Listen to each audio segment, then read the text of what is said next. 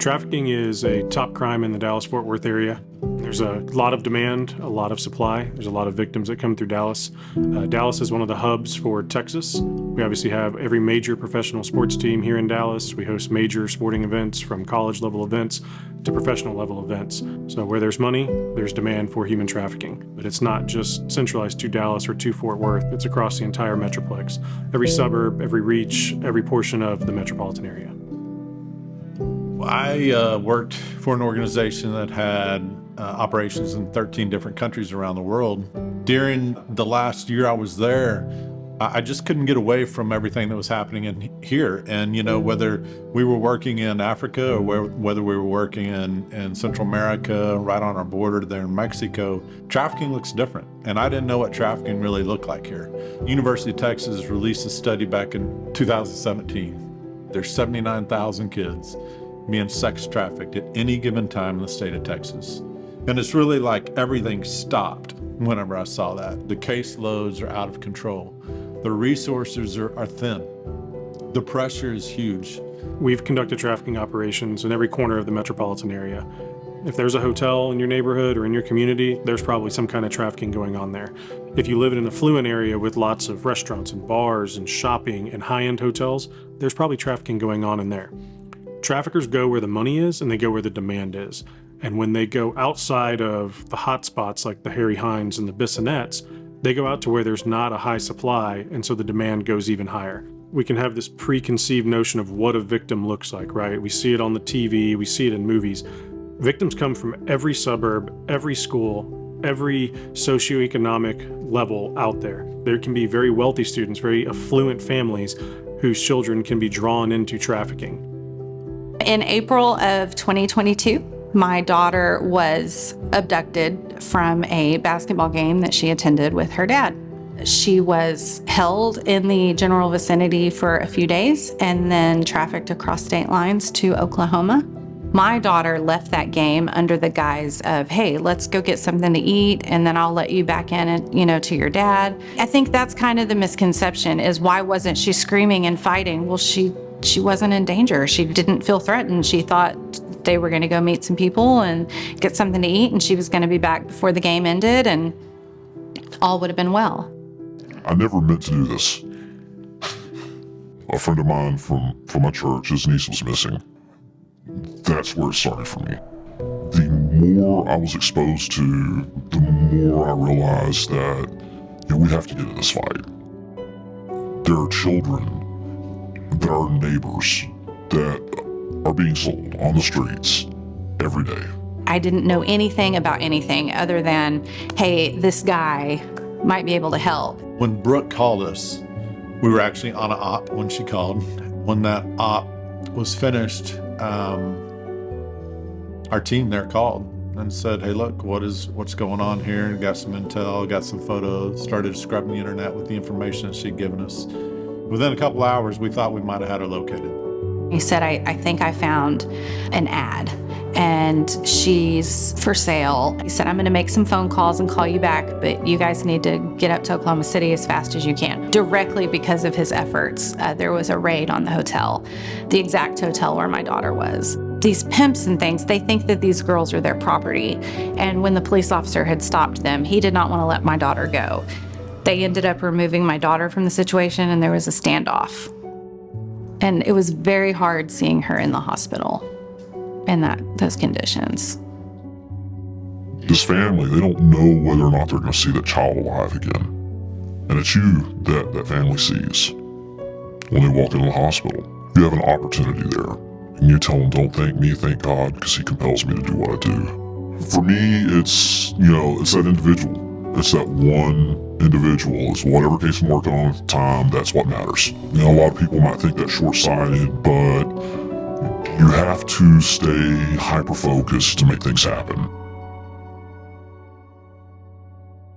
Here's what I can tell you. What I learned when we were operating internationally is when you empower indigenous people to do work, they don't leave. We want to empower people that are already doing it. If we can partner with law enforcement and the competition for credit isn't a thing for us, all of a sudden we can come alongside them and support them. Law enforcement is the tip of the spear. How can we be a force multiplier for them? How can we actually help them? Can we actually locate these kids and call law enforcement? Oftentimes, we're not the first contact with a victim. If they catch a human trafficking case, they can call us for assistance. But in the time it takes us to respond out to them, they can already begin working the early stages and start building that solid foundation of the investigation. Freed People was born because I said, JB, what would happen if someone could come behind you and help you with the finance and the part that's so tough? And he starts talking and talking and talking. He starts dreaming. And at the end of the day, Matt, I could rescue more kids. Normally we do what we do very quietly. We try to stay away from the media. We had a case that got a lot of media attention. So Matt reached out and he's like, hey, who can guess who are these guys, right? It just meant a lot that he's in the fight and he's not looking for the credit. And it just started to click with me. I had to work multiple jobs. We didn't understand fundraising. We're ops guys. Never did any of that. I just self-financed. That ended.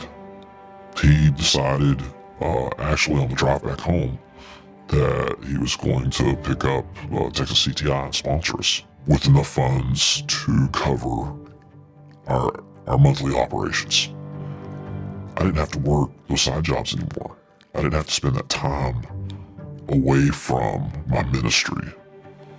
And it equated into more recoveries. It's given us the resources to be very fluid in the way we move. You know, I'm not finding things to pawn to finance that. I'm Lenore Purvis, the founder and CEO of Heaven's Army, Home of Amazing Grace, and the Winston House. Heaven's Army is a 12 to 36 month residential discipleship program. We rescue women from sex trafficking, domestic violence, and addiction and give them a home for healing and to give them a place to have hope.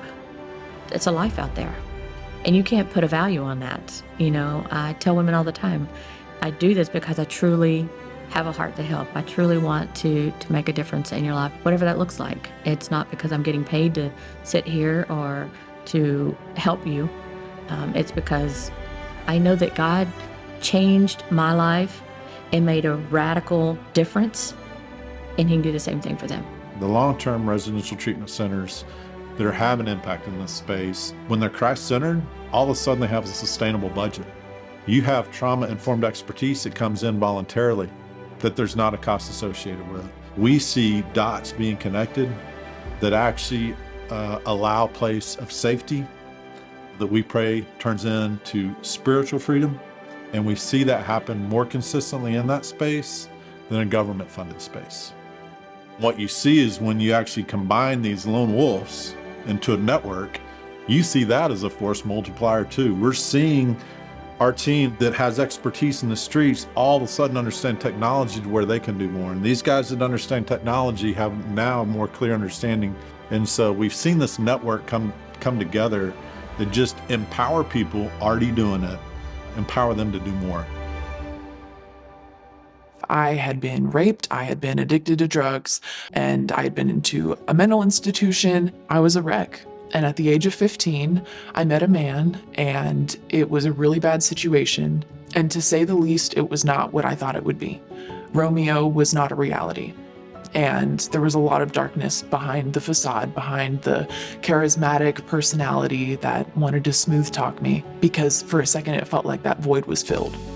It was very, very dark. It was lonely, prostitution, sex trafficking, and I only got a glimpse of it. I felt like he was the only person that I had, but really, that wasn't the reality of it. I didn't know what I was going to do. The hopelessness was so heavy because I wanted recovery, I wanted something different. But where do you even start? Where do you even start? And so I cried out to God, and in that time, He brought me to Heaven's Army, and I was 15 years old. So now transitioning from victim to victory, I'm no longer that same person. I don't even want to see myself the same way because that's not how God sees me. And a huge part is your identity, knowing that you belong, knowing that you have a place in His heart that is safe, that is comforting, and that is transforming. There are times when you are put through the fire and refined over and over and over and over and over again. And that's a part where you have to say, I'm going to be on this side of the fence, not the other side. There's one author of freedom. Freed people, free people. Galatians 5:1 says we've been freed to free others. It's our conviction that as free people, we should lead that fight. you.